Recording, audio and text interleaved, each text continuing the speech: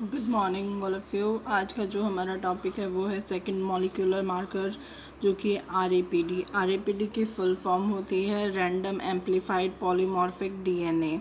इससे पहले हमने आरएफएलपी करा था, जो कि सॉर्दर्न ब्लॉटिंग टेक्निक की तरह उसमें डीएनए हाइब्रिडाइजेशन की टेक्निक होती है और वो नॉन पीसीआर टेक्निक को फॉलो करता है और रैपिड पीसीआर को फॉलो करता है। पीसीआर बेस्ड टेक्नोलॉजी है ये।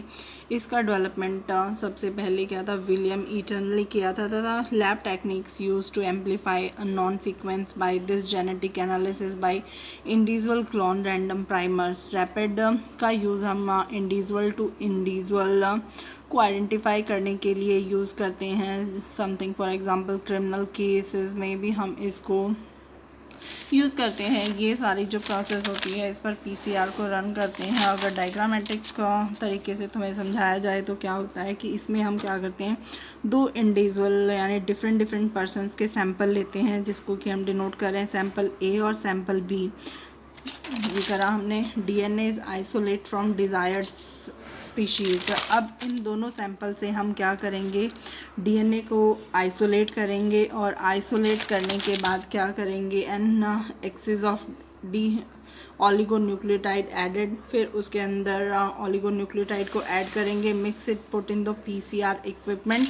जैसे ही हम इन दोनों डीएनए मॉलिक्यूल्स, दोनों सैंपल से डीएनए को सेपरेट कर लेते हैं, तब उनके ऊपर हम क्या करवाते हैं, पीसीआर को रन करवाते हैं।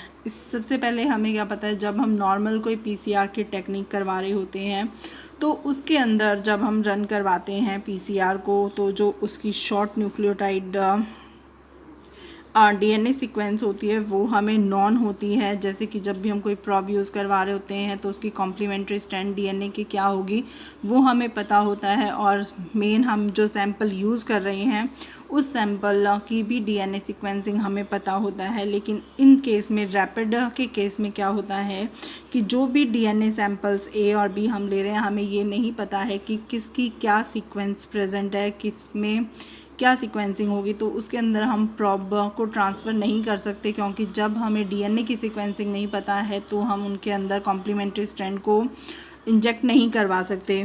तो यहाँ पर सबसे पहले हमें पीसीआर रन करवाने के लिए DNA samples, primer, nucleotide, tag polymerase, mix buffer, PCR tubes, dNTPs, cofactors, forward and reverse primers की रिक्वायरमेंट होती है। इनमें से अगर कुछ भी ना हो तो हम पीसीआर को रन नहीं करवा सकते हैं। ये सारी की सारी चीज़ें हम लास्ट सेमेस्टर में स्टडी कर चुके हैं। अब इसके अंदर हम क्या करते हैं, ये जो पीसीआर को हम रन करवाते हैं या पीसीआर के ऊपर जैसे ही हम इसको रन करवाते हैं तो इसमें ऑलिगोन्यूक्लियोटाइड की कुछ चेन्स होती हैं जो होती हैं। जैसे कहीं पर क्या होते हैं, एक सैंपल में, सैंपल 1 और सैंपल बी में देखो, फर्स्ट में यहाँ आकर ये बाइंड हो गया, यहाँ आकर बाइंड हो गया, यहाँ बाइंड हो गया, तो यहाँ पर कुछ एक पार्ट पर यहाँ बाइंड हो गया। सैंपल बी पर जब हमने इसको पीसीआर पर रन कराया तो यहाँ पर कॉम्प्लीमेंट्री स्ट्रैंड्स बन गई, यहाँ पर बन गई, यहाँ पर बन गई, यहाँ पर बन गई। तो ये अलग अलग डिफर इंडिविजुअल में अलग अलग कॉम्प्लीमेंट्री स्ट्रैंड बन जाती हैं। ये अलग अलग कॉम्प्लीमेंट्री स्ट्रैंड क्यों बन रही हैं, क्योंकि जो इसके अंदर डीएनए की कॉम्प्लीमेंट्री स्ट्रैंड होती हैं उनका कोई पर्टिकुलर साइज़ नहीं होता है, वो अलग अलग साइज़ की होती हैं। कई बार क्या होता है कि जो डीएनए की सीक्वेंस होती है, अगर वो 25 से 30 न्यूक्लियोटाइड से मिलकर बनी है तो वो एक स्पेसिफिक साइट होगी और स्पेसिफिक डीएनए की कॉम्प्लीमेंट्री स्ट्रैंड के साथ ही बाइंड होगी।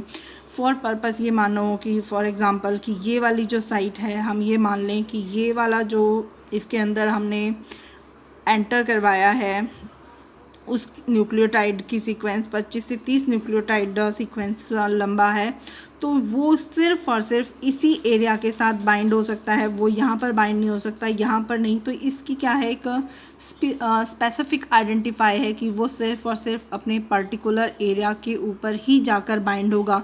इसके अलावा अगर डीएनए की सीक्वेंस 10 से 12 न्यूक्लियोटाइड लंबी है तो वो क्या कर सकती है कि वो कहीं भी जाकर बाइंड हो सकती है, रैंडमली भी कहीं बाइंड हो गई, उसको कोई ज़्यादा रिक्वायरमेंट नहीं है कि उसे पर्टिकुलर उसी साइट के ऊपर जाकर बाइंड होना है। वो क्या पता मे भी यहाँ पर भी बाइंड है, यहाँ पर भी बाइंड होती है, क्योंकि हमें पता है कि डीएनए किससे मिलकर बनी होती है, गुआसिन, साइटोसिन, एडेनिन, थाइमिन, कहीं ना कहीं जो रैंडमली होगी या शॉर्ट ओलिगोन्यूक्लियोटाइड है उसे कहीं ना कहीं मिलकर इनमें से गुआनिन मिल जाएगा या कोई साइटोसिन मिल जाएगा या एडेनिन या थाइमिन कुछ भी मिलेगा। जैसे ही उसे जो भी मिल जाता है वो क्या कर जाता है, उनके ऊपर बाइंड हो जाते हैं जाकर।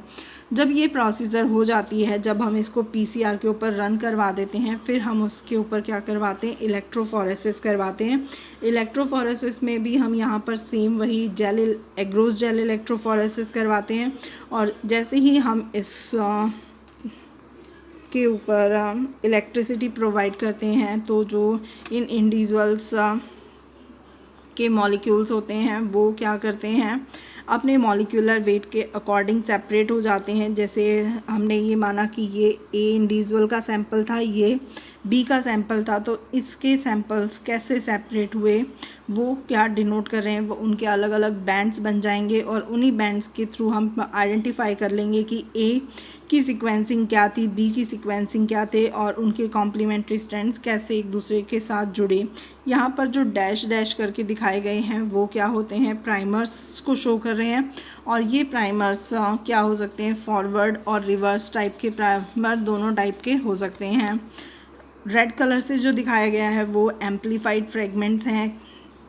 एम्प्लीफाइड फ्रेगमेंट्स कब होते हैं, जो डीएनए का मेन सैंपल होता है, जब उसमें से हम डीएनए को आइसोलेट करते हैं तो उन प्रोसेस को उसकी क्या कहते हैं, डीएनए की एम्प्लीफिकेशन कहते हैं। और जो ये एरो का रिएक्शन बता रहा है वो डायरेक्शन ऑफ द एम्प्लीफिकेशन, यानी जो डीएनए के मॉलिक्यूल्स का डिटेक्शन कैसे हो रहा है, यानी वो कैसे एम्प्लीफाई हो रहे हैं, कैसे वो सेपरेट हो रहे हैं अपने मॉलिक्यूलर वेट के अकॉर्डिंग। इस प्रोसीजर को क्या बोलते हैं, इसको rapid random amplified polymorphic DNA कह सकते हैं। अगर स्टेप बाय स्टेप हम इसकी स्टडी करें तो DNA is isolated from desired species.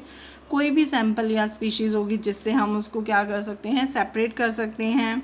फिर उसके ऊपर हम पीसीआर को रन करवाएंगे। पीसीआर को रन करवाने के बाद repeated cycle of DNA denaturation, renaturation and DNA replication, यानी उसमें पहले डीनेचुरेशन करवाएंगे, उसे तोड़ेंगे हीट देके, फिर उसको वापस रीजनरेट करेंगे और फिर उसके अंदर डीएनए रेप्लिकेशन करवाएंगे। तो ये प्रोसीजर उसके अंदर बार बार होती रहेंगी। During this process D oligonucleotide will pair with the homologous sequences present on the different location of DNA.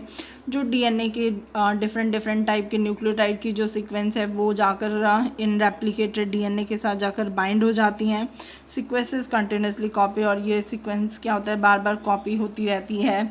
जो आरएफएल की बात कर रहे थे, आरएफएलपी के अंदर क्या हो रहा था, आरएफएलपी में सॉर्दर्न हाइब्रिडाइजेशन हो रही थी। उसमें हम प्रॉब को यूज़ कर रहे थे क्योंकि जो हमारे पास सैंपल था हमें उसकी भी सीक्वेंसिंग पता थी, साथ में जो हम प्रॉब यूज़ कर रहे थे हमें उसकी भी सीक्वेंसिंग पता थी। लेकिन रैपिड के केस में हमें क्या होता है, ना तो हमें सैंपल की सीक्वेंसिंग पता होती है और ना ही जो हम डीएनए प्राइमर्स यूज़ कर रहे हैं उन प्राइमर्स की भी हमें सीक्वेंसिंग पता नहीं होती। वो सारा का सारा सीक्वेंसिंग हमें इलेक्ट्रोफोरेसिस की प्रोसेस के बाद पता चलता है कि ये कैसे हुआ। तो जब क्या होते हैं कि जैसे क्रिमिनल केस हो रहा हो तब उसमें दो अगर इंडिविजुअल है तो हमें आइडेंटिफाई करना है कि किस बंदे ने ये क्रिमिनल किया है या क्राइम किया है, तो उसको आइडेंटिफाई करने के लिए रैपिड टेक्निक को यूज़ किया जाता है। ओके।